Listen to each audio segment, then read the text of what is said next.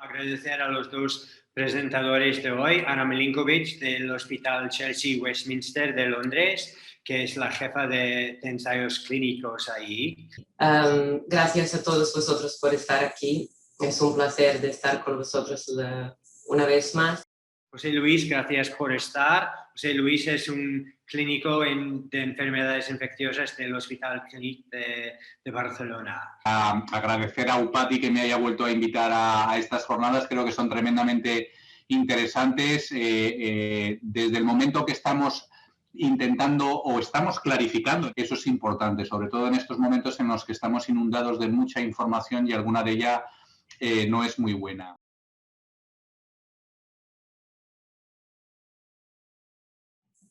Hay dos vías que se están desarrollando las vacunas. Hay una vía tradicional que hemos utilizado hasta ahora en todos estos años detrás, pero desgraciadamente esta vía está durando como mínimo 15 años o más. En la situación de pandemia, realmente lo que hemos hecho pues, es que en todos los centros de desarrollo de las vacunas hemos empezado a utilizar una vía acelerada. La vía acelerada, desde el momento cuando se empezaron a desarrollar las vacunas en el marzo del año pasado, no sé si habéis leído pues, cómo se ha hecho y habría mucha discusión sobre esto, que se han utilizado las plataformas que ya estaban desarrolladas y simplemente se han hecho los pequeños cambios pues, para poder desarrollar lo más rápido posible las vacunas que tenemos ahora.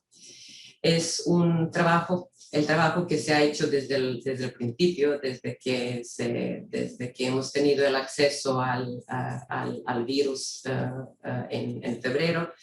En 1 de marzo ya han empezado pues, a desarrollarse las vacunas en cada uno de los centros, porque ya en 1 de marzo sabíamos realmente pues, a qué nos estamos enfrentando. La fase 1, primero se han hecho los estudios en los animales, se ha pasado muy rápidamente pues, al desarrollo, a fase 1 y fase 2. Y fase 1 y fase 2 se han utilizado el momento de hacer de buscar la dosis que se va a utilizar y ver los resultados de inmunidad. Esto duró 2 o 3 meses y directamente se pasó en finales de julio y principios de agosto a fase 3. ¿Cuáles son las cosas positivas de esta vía acelerada? Las cosas positivas son sobre todo el hecho de que menos de un año de que hemos tenido primeros casos reportados de COVID es que tenemos pues, múltiples vacunas que podemos utilizar. Y con esto es que tenemos una esperanza que vamos a realmente a salir de donde hemos estado.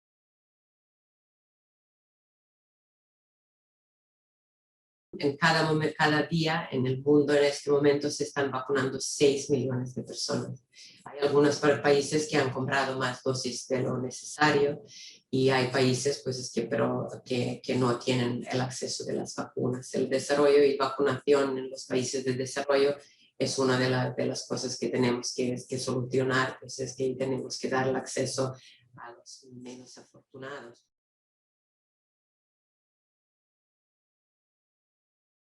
Yo creo que nadie va a decir lo contrario, y es que la rapidez es mucho más lenta de la que realmente nos gustaría. O sea, yo creo que salvo Israel, que por unos motivos muy concretos ha podido vacunar a un porcentaje de población altísima, y básicamente no creáis que es solo el que ha pagado más, no, es que Israel cedió los datos que tienen muy bien recogidos a Pfizer, y eso fue algo que interesó mucho a la compañía, porque el poder disponer los datos para analizarlos y evaluarlos es extremadamente interesante para la compañía, con lo cual ya no es que pague más, es que eso facilitó a Israel recoger los datos. Ha sido más lento de lo que nos habría gustado, Rob, sin lugar a dudas.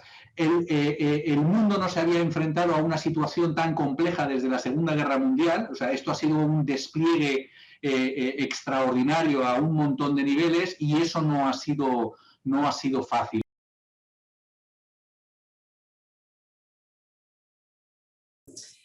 Yo quiero decir que menos de unos meses después, menos de un año después de que lo hemos empezado, tenemos 39 candidatos en el fase 1 y fase 2 de desarrollo.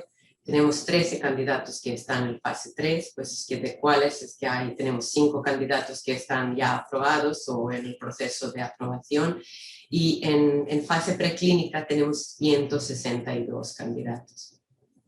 ¿Por qué esto es importante? Porque hay múltiples vías de evaluación. En este momento se están en muchos centros en el mundo y uno de ellos es el mío. Estamos intentando pues, dar unas respuestas en la inmunidad, a la eficacia, a la tolerabilidad, a los mejores sistemas de dar las vacunas, cuáles son las formas de que tienen que guardarse y transportarse, y cuál es la forma mejor pues, de que vacunamos la mayoría posible de la población. Todo esto es lo que estamos haciendo en este momento.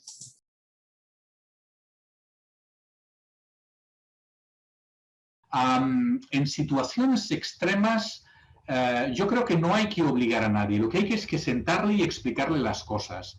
Pero ante situaciones extremas, pues también puedo entender que haya medidas extremas. O sea, estamos en la decisión de no vacunación, no compete únicamente al que no se vacuna. O sea, no me vacuno y yo es como que voy por un alambre entre dos montañas. Oye, pues si te caes tú y te caes tú solo y eso no afecta a nadie más que a ti. Vale, pero si no te vacunas, aquí no es una cosa que afecte únicamente a ti.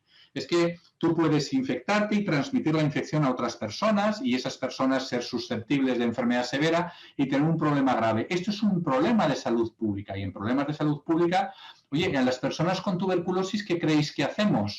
Una persona con una tuberculosis activa que vemos que no hace el tratamiento, ¿qué creéis que hacemos? Se ingresa y se mantiene el tratamiento observado hasta que esa persona se cura. ¿Y a alguien le parecería raro que obligasen a ingresar a una persona que puede transmitir la tuberculosis a otra? ¿A que no? Oye, pues salvando las distancias, pero conceptualmente viene a ser bastante similar. Yo no obligaría y sí que insistiría en discutir, en educar, en explicar que los argumentos contra las vacunas no son válidos, por mucho que pueda haber algún problema, que lo habrá. Los problemas de no vacunarse siempre van a ser mayores, con lo cual yo creo que aquí acaba un poco la discusión de las vacunas, al menos para mí.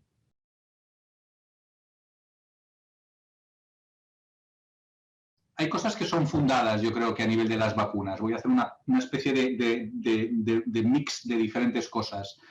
Cuando una persona dice que es que faltan datos, es decir, de todos los pacientes que vienen a la consulta y con los que hablo, también de amigos o de conocidos o de familiares o de tal, veo argumentos que pueden tener alguna lógica y que yo mismo puedo compartir y seguro que Ana también, y luego argumentos que tenemos que descartar.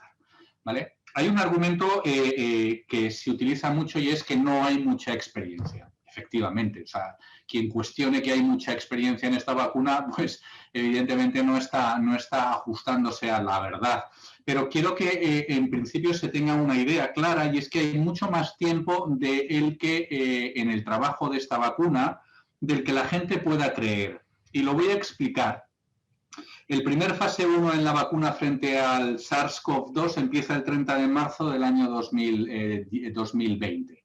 El 30 de marzo, el estado de alarma se declara el 14 de marzo aquí en España, con lo cual fijaros que ya en el momento de prácticamente la declaración del estado de alarma se estaba empezando a utilizar la vacuna. ¿Y eso por qué? Porque antes de que prácticamente se declarase el estado de alarma, o antes del estado de alarma, ya había bastante tiempo en el desarrollo de vacunas. Las vacunas, para que os hagáis una idea, tienen un periodo de desarrollo preclínico, es decir, antes de utilizarla en personas, y eso se había empezado hace muchos años. Con los coronavirus previos ya se había empezado a trabajar en la vacuna del coronavirus. Hay algunas diferencias en SARS-CoV-2 con SARS-CoV-1 o MERS, pero ya se había empezado a trabajar en el tema de coronavirus. Y se había hecho un trabajo muy importante, o se había avanzado mucho en el trabajo de la vacuna del SARS-CoV-2, del COVID-19, en los años previos, con lo cual no es tan poco tiempo. ¿Vale? ¿Es menos tiempo del que nos gustaría? Sin lugar a dudas. ¿Nos gustaría tener más datos? Nadie lo va a cuestionar. pero pensar que a fecha de hoy tenemos los datos más interesantes que podríamos tener a estas alturas del partido.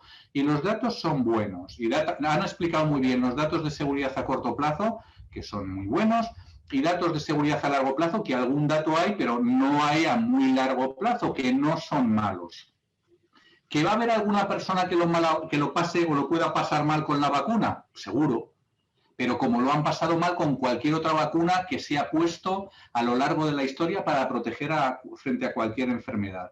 De todas formas, a mí me sigue pareciendo curioso este debate, porque en esta vida, cuando tú tomas una decisión, sea para lo que sea, desde los zapatos que me voy a comprar hasta si me voy a comprar esta pasta o lo otro, tú pones en una balanza. Todos ponemos en una balanza cosas a favor y cosas en contra. Y en el tema de la vacuna, cuando tú pones en un lado de la balanza cosas en contra de la vacuna, y cosas a favor, o sea, es decir, las cosas en contra es qué puede ocurrir si yo no me vacuno frente a la vacuna del COVID y tengo un COVID severo. Y yo creo que, en fin, o sea, a mí me cuesta mucho entender ese argumento. O sea, eso yo creo que sería el primer así comentario rápido que me gustaría hacer sobre la vacuna. Tenemos datos buenos, no a todo el tiempo que nos gustaría, no en toda la cantidad que nos gustaría, y Dan ha explicado muy bien los datos de eficacia, y uno de los problemas que todos tenemos es que los pacientes que se infectaron en los estudios, los 30.000 más los 17.000 de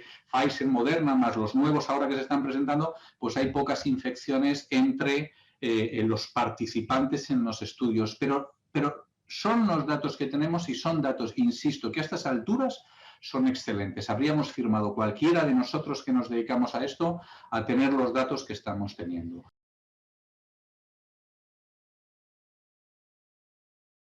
Pues esto es importante que vamos a mirar en el futuro, pues que recoger todos los datos de la gente que se está vacunando en cada uno de los países y hacer una base de datos global donde vamos a poder pues tener más resultados.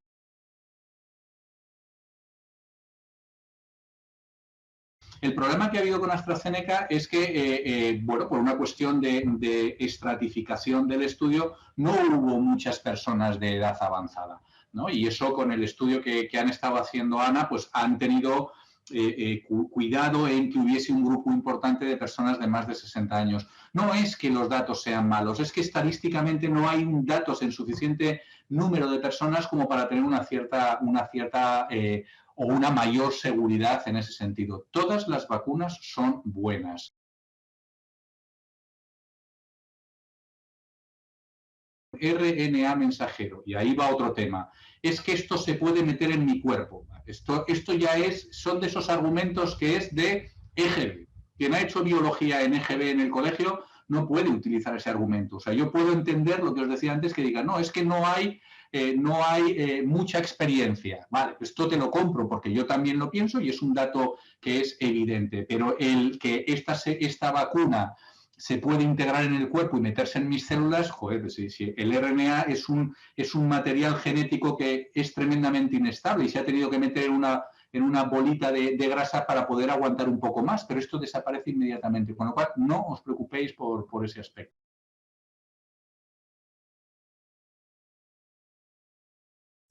¿Qué está pasando con la durabilidad? En este momento no tenemos suficientes datos pues, para decir cuál es la exacta durabilidad. En este momento sabemos que la durabilidad de las vacunas es superior a la durabilidad de la inmunidad post-COVID. Por tanto, pues es que depende del país, pero en la mayoría de los países, la gente que han tenido el COVID después del diagnóstico de COVID se pueden vacunar con la primera dosis de la vacuna o 1 mes o 3 meses después. Es que, ¿cuál es la forma mejor? En este momento se está también debatiendo.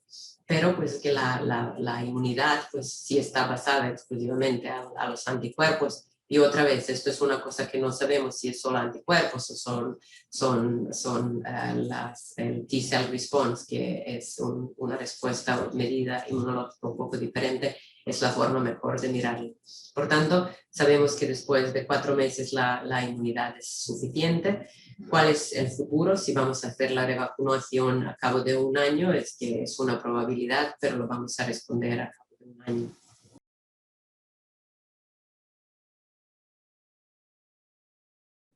Lo que creo que está muy importante decir, que Hay también pues es que el desarrollo de, si hay posibilidad de prevenir pues la infección y transmisibilidad de COVID. Esto es una cosa que estamos todos trabajando en ello. Es muy difícil de ver realmente cómo lo vamos a hacer, porque sería pues únicamente se podría hacer con hacer el test a todo el mundo pues una vez a la semana. Hay estudios que se están haciendo en este momento intentando pues responder a esta pregunta.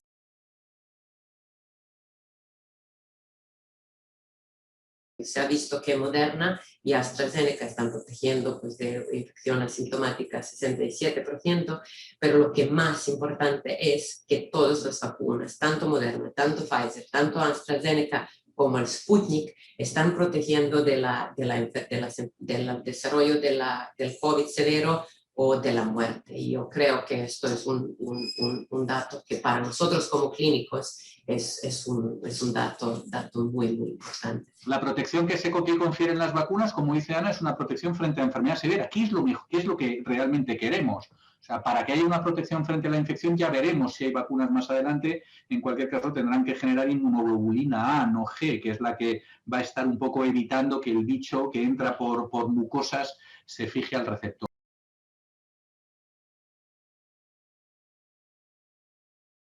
La eficacia después de una dosis está todavía por ver, pero de lo que sabemos ahora, pues es que hay eficacia. Todas las vacunas son algo eficaces después de la primera dosis.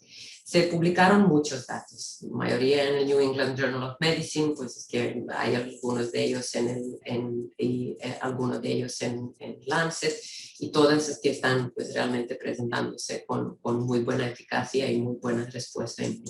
¿Qué está pasando con la vacunación de una dosis o dos dosis? Es que estos son los datos que he sacado del país de esta mañana, y España realmente es uno de los países que está liderando en el mundo, pues que con 2,5% de la vacunación con 2 vacunas. Entonces esto es una estrategia que se ha elegido en España. Si esto es una estrategia que está adecuada o no, en este momento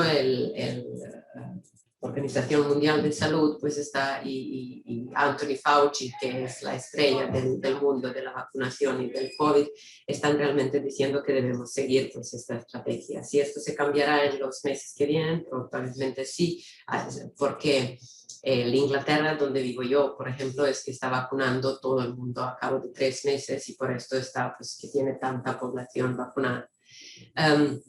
¿Qué es lo que debemos hacer? Lo veremos, como en lo veremos es la respuesta de las muchas preguntas.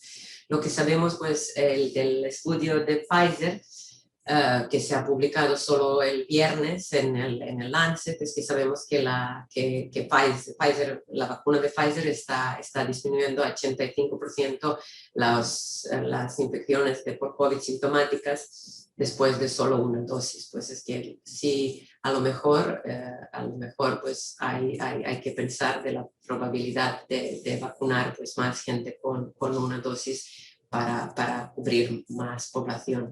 Esto yo no puedo daros mi opinión cuál es la forma mejor. Entonces es que la protección después de la primera dosis existe, para la máxima eficacia se puede obtener solo después de las 2 dosis. Podemos decir muchas cosas, pero datos de evidencia absoluta no la va a haber o no la tenemos aún, desgraciadamente, para una dosis de la vacuna. O sea, yo creo que el Reino Unido ha sido el país más, probablemente, más, ¿cómo qué palabra utilizar? Más innovador o que más se ha arriesgado, que ha sido más atractiva la actitud que han tenido en cuanto a decidir que se vacuna solo se pone una vacuna, que la siguiente, si en lugar de ser 3-4 semanas, será en 3 meses o en más tiempo, porque quieren vacunar a más tiempo, a más gente. Y eso es una estrategia interesante. Quizá habrá que esperar cómo les sale, pero una vez que una persona se vacuna, a los 10 días ya empieza a haber una cierta protección. No pensar que me pongo la vacuna y ya estoy tranquilo. No, me pongo la vacuna y tengo que esperar 10 días, porque ahí es cuando empieza a haber un poquitín de protección.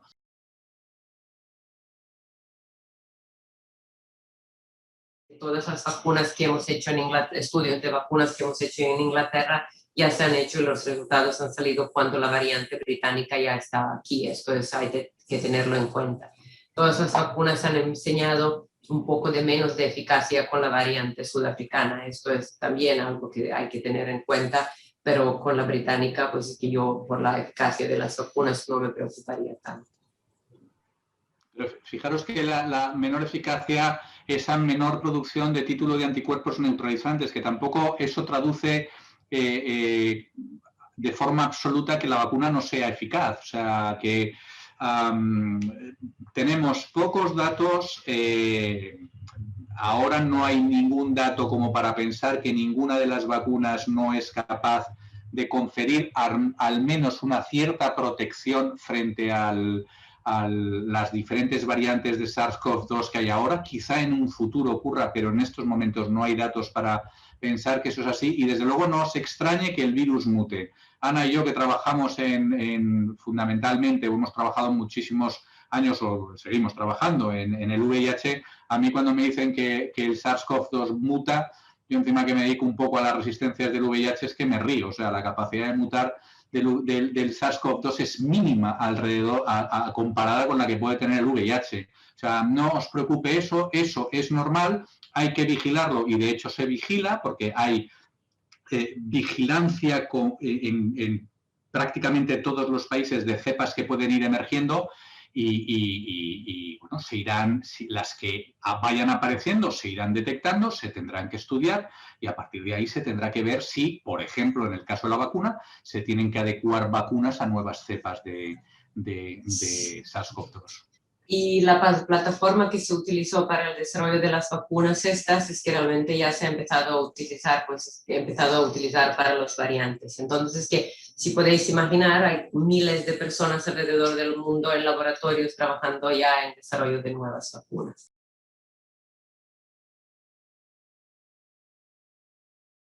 Sabemos siempre sabíamos, y con la gripe, con la vacuna de gripe y otras vacunas, que durante el paso de tiempo la inmunidad y la eficacia con el paso de tiempo pues es que está bajando. ¿Qué quiere decir esto? Que la respuesta inmune en las personas pues es que encima de 60 años es que tienen una respuesta a las vacunas un poco más baja y la eficacia está bajando pues que en las personas por encima de 50, más por encima de 60 y todavía más por encima de 85, que es y está dependiendo exclusivamente por la edad. Y esto podéis ver en esta diapositiva. ¿Qué es importante? Y es muy importante saber también que la mayoría de estas vacunas no han desarrollado mucha gente, pues es que, o suficiente gente para poder pues, es que, sacar esta conclusión. Y algunas vacunas es que han tenido muchas repercusiones por esto. Y es que la gente que tiene más de 60 años, por ejemplo, en muchos países no se quieren vacunar con AstraZeneca, sobre todo por la noticia que ha salido en la prensa alemana. Yo lo que quiero decir es que, si queréis concentraros en esta diapositiva, bien, pero es que todas las vacunas pues, que podéis ver, pues, que tanto incluso el AstraZeneca, pues, de lo que sabemos, están pues, protegiendo frente a la enfermedad, pues es que enfermedad moderada, grave, tanto en la gente que están por debajo de 60 como en la gente que está por encima de 60 años. Y desarrollan los anticuerpos suficientes para poder estar protegidos. Hay pocos estudios que realmente han incluido suficientes pacientes por encima de 60 años, y es que uno de ellos es Novavax, en que yo ha sido que nosotros hemos trabajado en ello. Y entonces es que hay muchas respuestas para responder.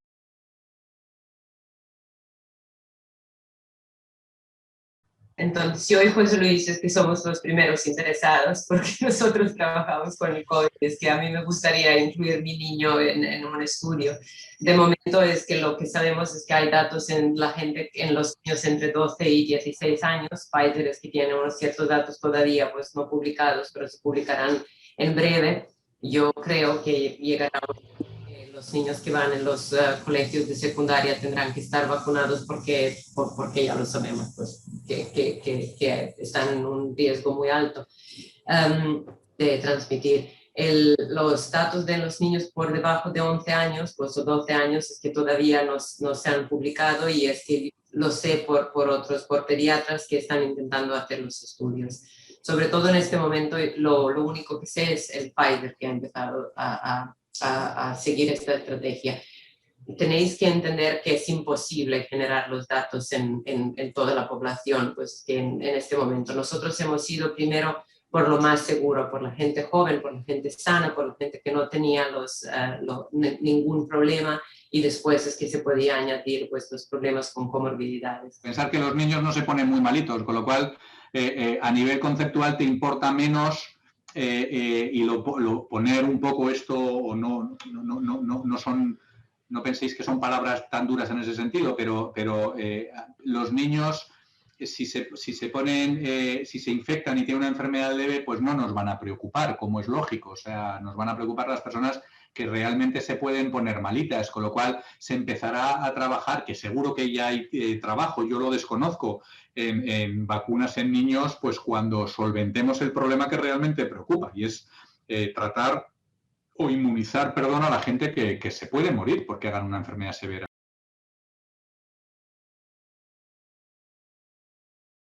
Sabemos que hay evidencia para vacunar a la gente con cáncer, con enfermedades pues, crónicas, con obesidad, probablemente con la gente que está fumando, con gente con diabetes. Lo que no tenemos es la evidencia limitada pues, con la gente que tiene la enfermedades como el VIH, los pacientes pediátricos y otras cosas. Tenemos muy poco dato con la gente que están utilizando esteroides y otros tratamientos inmunosupresivos. Necesitamos incluir más gente que viven con el VIH, pues saber qué está pasando con la gente que viven con el VIH, que tienen una enfermedad del VIH más tardía. Necesitamos más datos en los adultos jóvenes de la edad, tenemos datos limitados, y cuáles son realmente las cosas que necesitamos en el futuro. Son las mujeres embarazadas, pues son los niños, pues de la edad de 11 y más pequeños, y las categorías de los pacientes con inmunosupresión. Este grupo de las personas no hemos incluido en los estudios.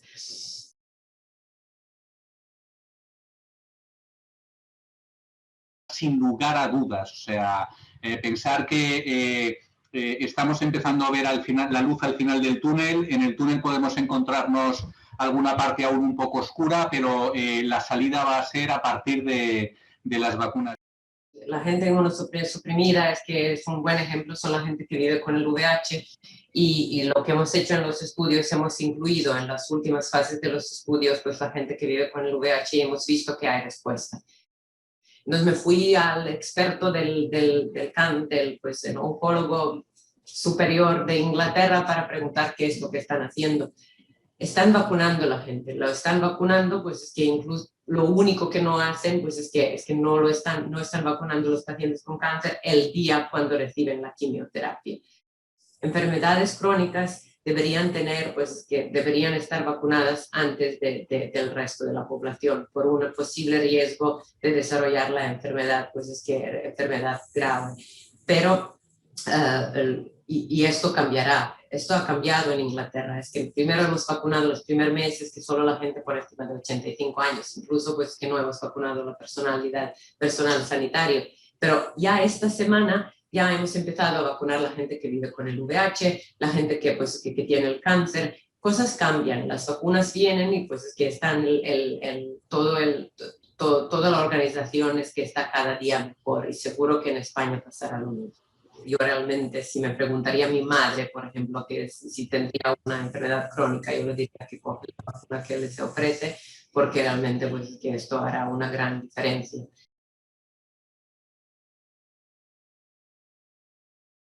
Las cuestiones de futuro, hay bastante. Entonces es que hay que hacerlos, nunca se han hecho los estudios comparativos hasta ahora. Entonces es que todos los estudios que se han hecho en fase 3, pues es que se han hecho en una escala muy grande, pero nunca se ha hecho lo que se llama head to head o la cabeza a la cabeza, pues es que la comparación entre dos estrategias de vacunación, pues una frente a una, pues que en la misma población. Entonces es que es muy difícil comparar las vacunas por ellas mismas, viniendo de los diferentes estudios.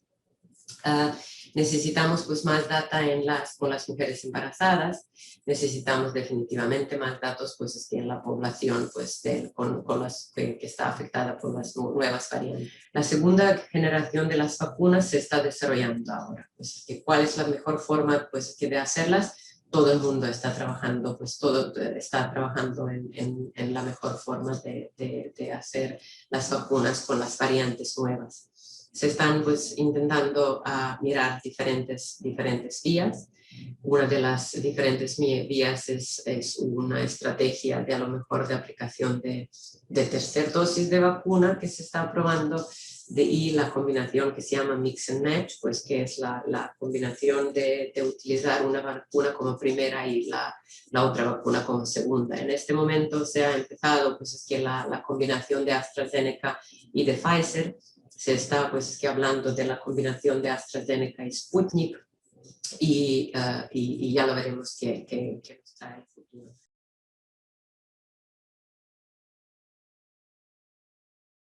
¿Cuál es el plan de revacunación? El plan de revacunación, pues es que en este momento no tenemos. Es que estamos intentando llegar al plan de la vacunación a todo el mundo. Cuando llegamos a entender qué está pasando a lo largo del tiempo, lo vamos a tener el plan. Nuestro plan inicial como investigadores clínicos, como la gente que está pues es que administrando las vacunas, era de que vamos a dar la vacuna en el momento cuando estamos dando la vacuna del gripe. Entonces, que va a ser una vacuna anual. Si esto va a ser así, tantas cosas han cambiado en solo últimos 3 meses con la información de cual disponemos. No sabemos. Es que realmente yo os puedo decir que nadie lo sabe. Es que el plan de vacunación de todos los países está basado a este concepto, al concepto de la vacunación anual. A lo mejor no es verdad. A lo mejor pues es que va a hacer durar la inmunidad y la protección un poco más tiempo. A lo mejor menos, pero en este momento parece ser que no, que como mínimo 1 año durará.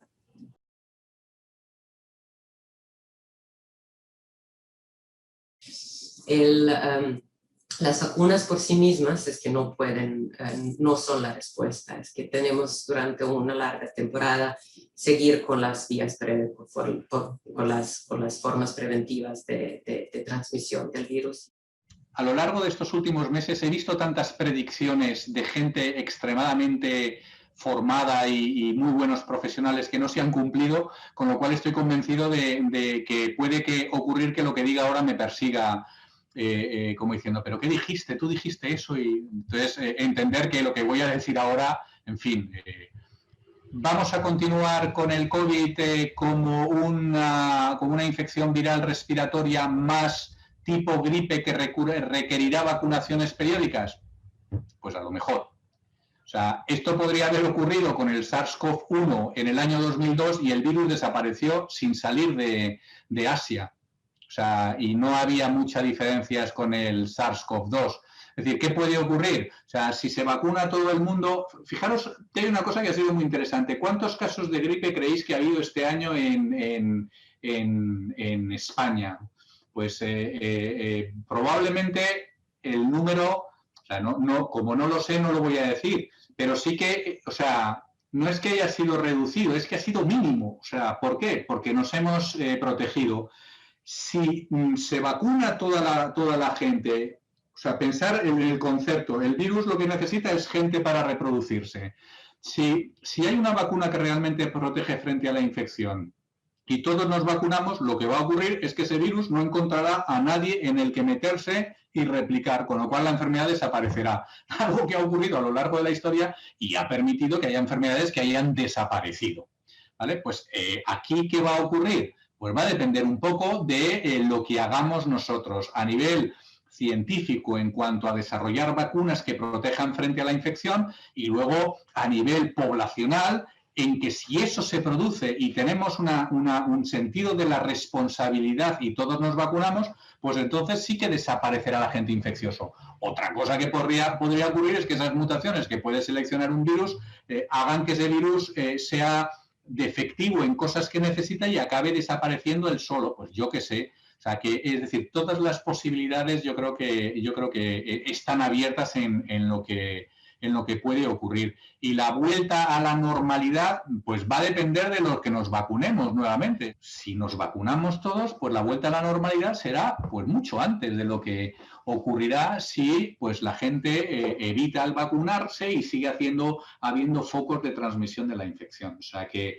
yo quiero pensar que para después de verano, finales de año, la cosa ha mejorado de forma significativa y que a principios del año que viene eso ocurra. Quiero dar las gracias a los dos de estar con nosotros hoy y nada, espero que igual podemos vernos más a menudo, ¿no? En vez de cada 10 meses, podemos hacerlo más en tiempo más corto también, ¿no? Y en persona. Y en persona algún día, sí. Pues nada, muchísimas gracias y que tengas buena noche. Gracias a vosotros. Gracias. Chao.